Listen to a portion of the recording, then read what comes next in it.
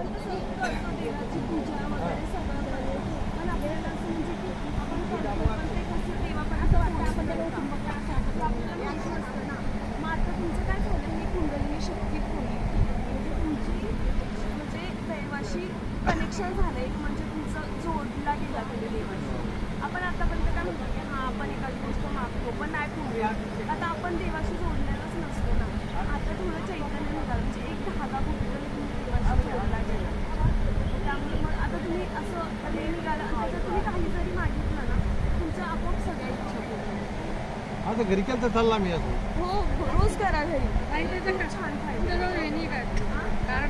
आहेत ना तुम्हाला. जाणवलं का हातावर? हो, हो, हो. अच्छा, काकांना काय जाणवलं? मध्ये अशी ऊर्जा निघल्यासारखी झाली आहे. अच्छा, अरे वा. हा तुम्हाला मी पत्ता पण देते.